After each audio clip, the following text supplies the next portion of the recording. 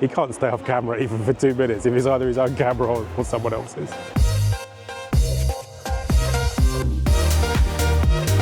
You're going to edit that bit out, aren't you? Just invest in some better quality mic and speaker equipment.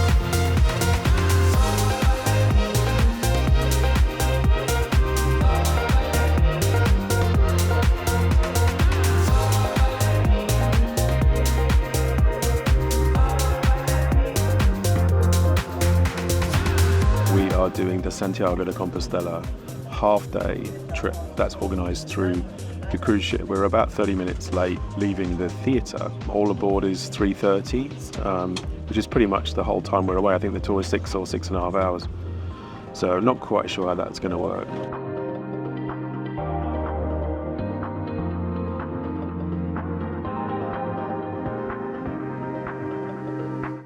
They said it was the final resting place of St. James, one of Christ's disciples. Oh, so are we going to the actual resting place? I don't know. I'm still not sure. The coach took about an hour and a bit. Yeah.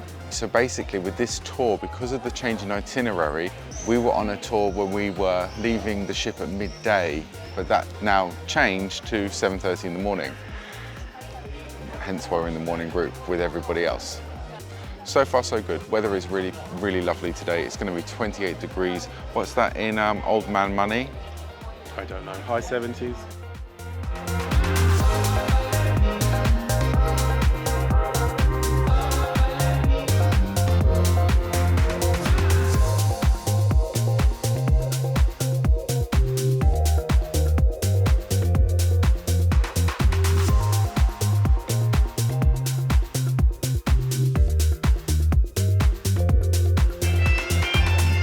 Yeah, there are bagpipes. I used to always think, oh, I really don't want to be one of those people that ends up walking around following someone with a plaque with a number on it. What are your first impressions of Santiago? Well, it seems very kind of not Spanish, but then I kind of expected that. Yeah. I mean, Spain is in itself a kind of creation, a mishmash of different cultures and religions and stuff, the same as the UK. And but here it's distinctly different to somewhere like, I don't know, And the story from our guide, who is called Ushaya, So very nice, yes, Ushaya, and she's just told us that the reason that it's got its name, Santiago de Compostela, apparently Compostela translates as a sky full of stars, I think she said. And apparently hundreds and hundreds of years after Jesus and all the disciples had died, somebody, I can't remember the name of it, I'm sorry. If you know the name of the person, please add it in the comments because I can't remember. Somebody saw a whole load of stars that were hovering above a particular part of the landscape, which, when they went to look at, turned out to be the tomb, which contained the corpse of the disciple St. James. And therefore this area was then called Santiago de Compostela because of that. And that's why it's now the centre of pilgrimage for Christians all over the world. Yeah, and apparently people walk from, where is it, in Turkey? I think it was, or France, or Portugal. I think there's different routes. She's going to explain a bit later, so if we get more deets on that, we'll let you know. But the square we're in right now, which is in front of the cathedral, I'm assuming that's the cathedral. Either that was a very, very fancy courthouse. It's quite stunning. It's quite beautiful. Do you know where she is? Let's go. I've lost her. I've got to look for a number 16. Got a number 16 sticker. The tallest guy in our group has an orange hat. Oh, okay. So We're following an orange hat.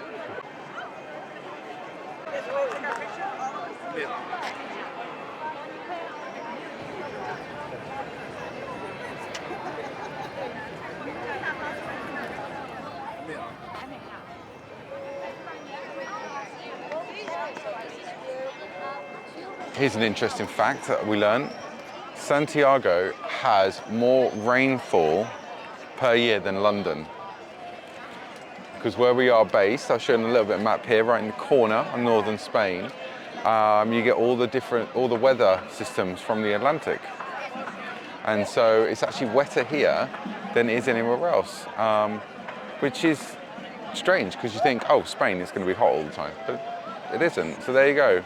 Little useless fact. Use it at your next pub quiz. Or when you're on a date and you want to impress someone. Would you be impressed by that fact, Glenn? That would be the only date, probably. He's a hard man to please.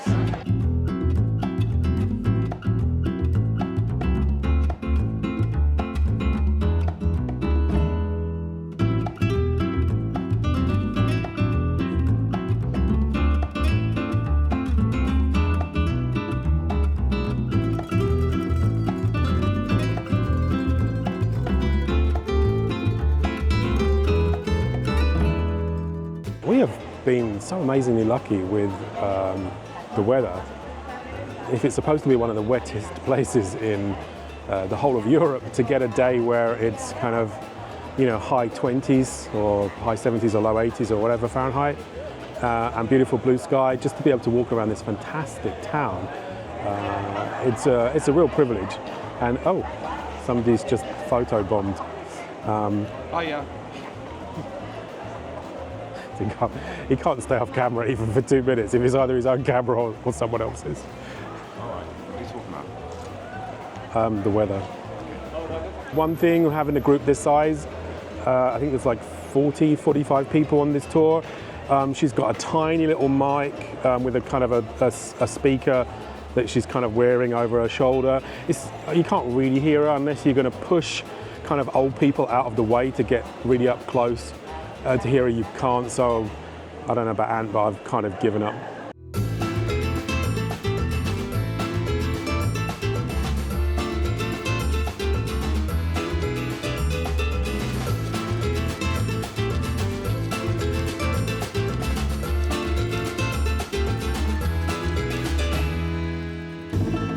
Where else could we be? Spain. Bit of an interesting fact. Behind the plastic is this beautiful old building, and it's actually a nunnery. You don't see nunneries very often these days.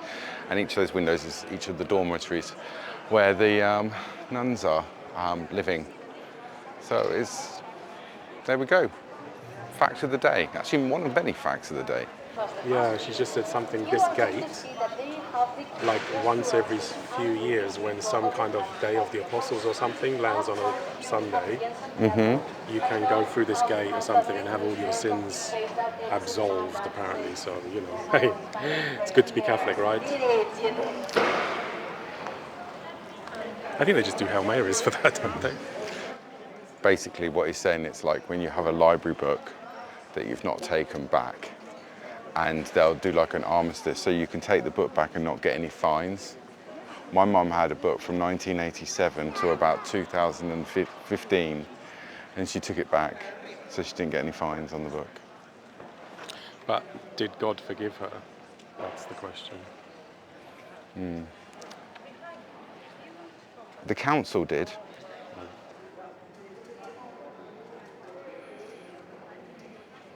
You know what, and one thing I've been thinking about is what's the difference between a guided tour that we're on right now and one of these kind of on your own kind of thing where literally you pay for the excursion to take you there and bring you back, and the rest of the time you're on your own.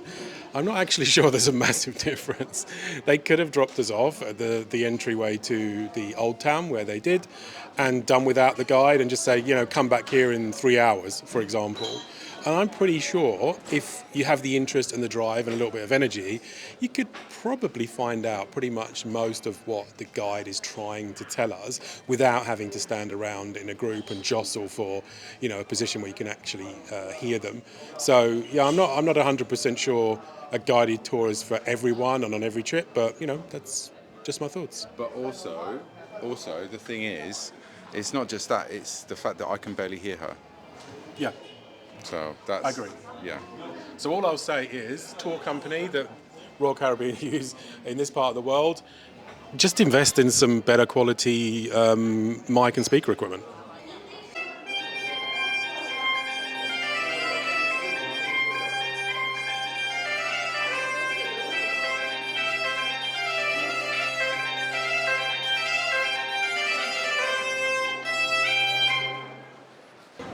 We're currently in this place, which is, can you say that? Maison Castaños. Which means, I don't know. I don't know. So we're on a bit of a break. They've given us a couple of hours to sort of just mooch around and explore Santiago. You've been mooching. I've been mooching in a different direction. You can sort of walk the circumference of the town, which is nice. If you want to get your steps in, for sure, that's the way to go. I took the easy route and stuck to the tourist areas, which are beautiful. Think lots of kind of flagstone streets, narrow alleyways. There's a lot of stores. A lot of them aren't open yet because they tend to open quite late here. A lot of the restaurants are literally just kind of setting up their tables and stuff. And it's currently 12. No, what is it? It's 12:20. So it's 12:30. Yeah, ship time is an hour behind, so it's still 11:25 on the ship, which is the time we're going by, but it's 12:30 local time. But I mean, I would say if you're going to come on this excursion, my feeling is we had to get moved to the earlier thing because of the reverse. So what happened with our itinerary was there was industrial action going on in Portugal, which meant we couldn't have docked the ship on the day that we were scheduled to. So rather than skip it, they decided to just reverse the entire itinerary because we're going from Southampton on a loop. It meant, so everything just got moved around. But today we've got all aboard at 3:30 ship time. We're about an hour and a half's drive away from the port from where we are here as well. So we haven't really had much time. We get a couple of hours to ourselves. My feeling is if you were to come here on an excursion and it's not been flipped and you can do an afternoon, like leave the ship at 12 and stay till 6, that would be the better one, purely because everything will be open, I reckon. But that kind of highlights sometimes the dangers of booking excursions independently. Because those people may have lost their money, do you know what I mean? What do you do? I can't imagine. These people would have had to have contacted their tour company literally 2 days away from sailing and try and rearrange their tour for a different day. Yeah. Now, whether that's available or not, I don't know. So that's a risk you take, right? You might get better value or more choice or a more tailored experience, but you also run the risk of everything going, south. So why don't you share with everybody how the beer is served here? Oh yeah, in here it had ice. The ice is now melted, but there was ice in the top of this beer glass, which was very welcoming because it's very hot today. It's a bit humid. So that was very nice. I think the waiter took one look at him and thought, he's British, he can't handle his beer, I'm going to water it down. Right, we'll see you in the next scene. We're back in the room. So we're back from Santiago del... Well, we were back from Santiago de Compostela, and we are now in Coruña, because we've been calling it La Coruña for some reason. And apparently there's no le, it's Coruña. As in Coruña. Por favor. So we got back to the ship, and of course the first thing we had to do was go and get some pizza. So we went to Sorrento's. How is it? We have done so many videos on Royal Caribbean, but never Sorrento's. I don't know that. I really like Sorrento's pizza. It's really, really good. I don't know why you don't. I think it's because you can't stop comparing it to Alfredo's. It's probably because I have taste. Speaking of taste, we revisited another drama that we had recently. If you remember this from Odyssey of the Seas. What did you think of the beef sandwich, Glenn? Oh, it's so overrated. Really? Yeah. There's the Kimmelwek sandwich, which we've had on about 6 or 7 different occasions, and each one has been inedible. Okay, I'm going to admit that the sandwich was a challenge to eat. It was a challenge to eat, but I thought the flavour was really good. I don't think it's overrated. I think they just cut it a little bit too thick. That's my only problem, because it's a little bit messy. We had a bit of I'm not going to say disagreement, because we were in agreement over the Kimmelwek sandwich from Café 270. So I went back and had another one today.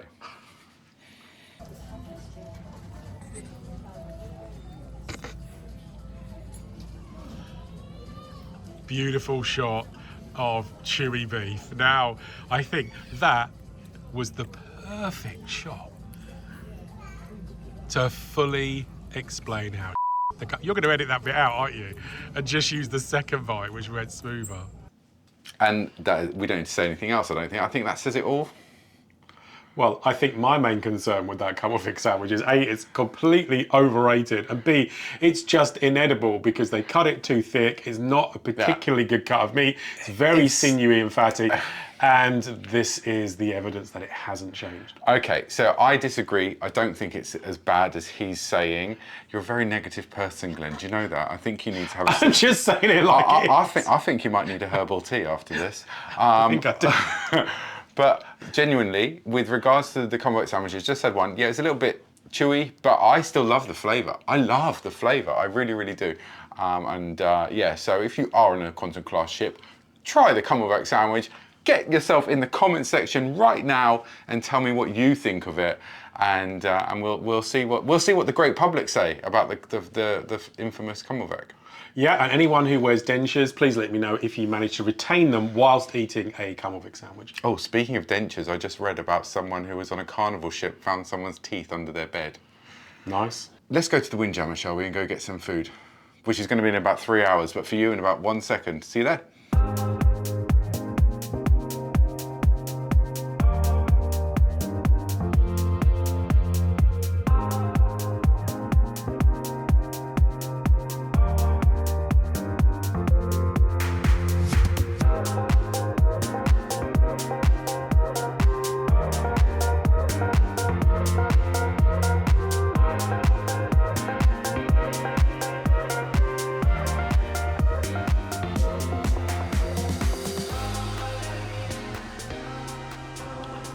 So Buffay tonight was kind of restrictive, I would say.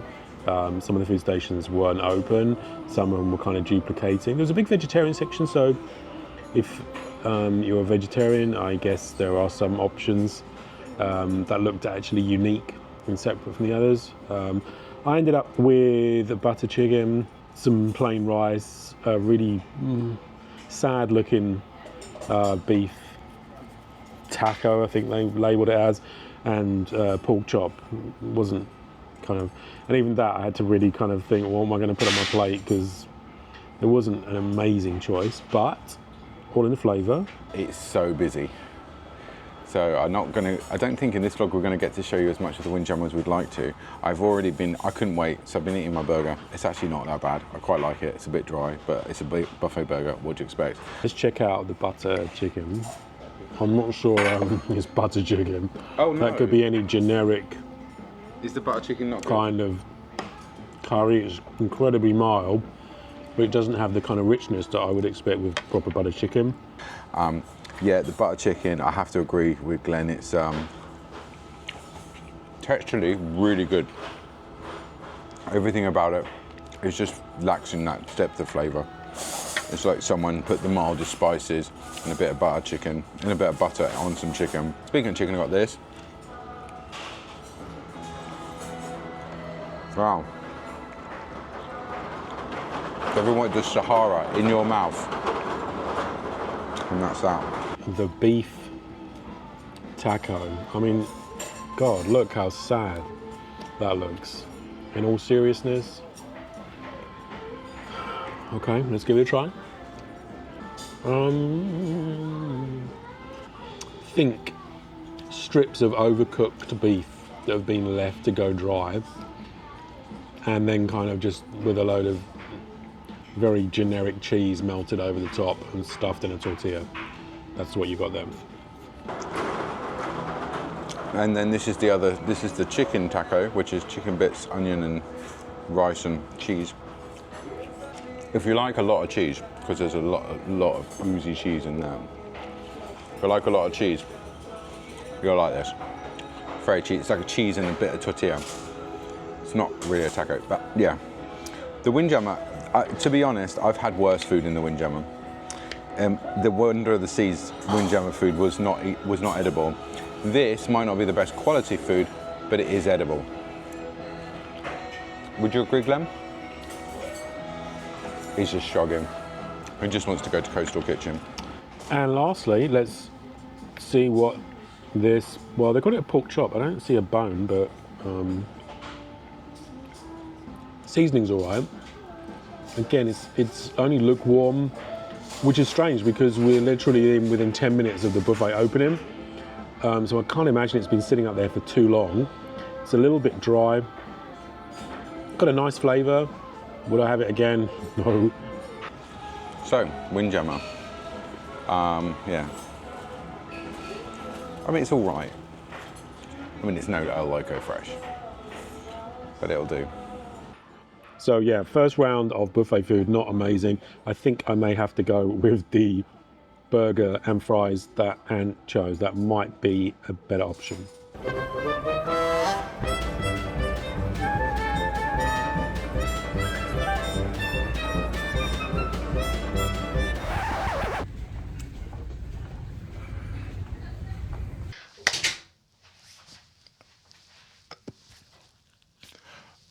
Okay, so we were in the show. The show's been on 16 minutes. And I leant over to talk to Glenn. He had a mojito right there. And now he has a mojito all over him. So we have left We Will Rock You.